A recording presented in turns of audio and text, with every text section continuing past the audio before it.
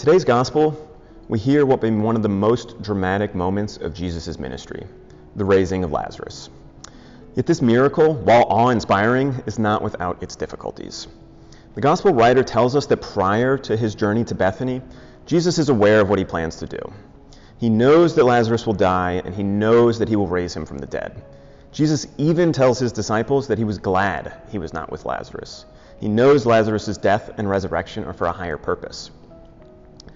Yet when Jesus arrives in Bethany, to the house in mourning, this confidence suddenly vanishes. We all of a sudden see Jesus the friend, brought face to face with the tragedies of life and the pain of those he cares for. Confronted with the agony of Martha and Mary, Jesus weeps. Jesus, the incarnate Son of God, on the verge of raising someone from the dead, is so moved by the grief of his friends that he breaks down and cries. What are we to do with this? Doesn't Jesus know he will raise Lazarus? Isn't there a higher purpose here that Jesus is aware of? What do we make of our Savior weeping?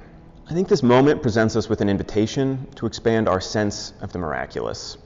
It's all too easy to skip over the tears and focus on the resurrection.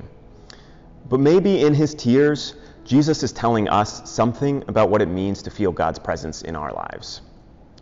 When Jesus breaks down and cries with his friends, he reminds us that grief is not incompatible with faith.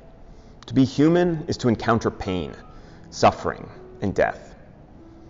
In these moments, it's easy to feel estranged and alone, to think as Mary does, "Lord, if only you had been here." But Jesus, by his weeping with his friends, reminds us that he is always with us. In the fullness of his humanity, Jesus shows us that faith does not insulate us from pain and suffering. Rather, faith leads us to be near to those who are suffering. It asks us to feel and weep with them, just as Christ wept with his friends. Jesus' experience in today's gospel ultimately teaches us not only to look for God in the moments of resurrection, but to look for him in the small and dark moments as well. Christ is present in those who accompany us when we struggle. He is present with us in the grief, not only after it has ended. The miracle can simply be Christ's presence as a shoulder to cry on, a hand to hold in the night. Yet, even in this presence, we can always make out a whisper that speaks of the promise of a resurrection to come.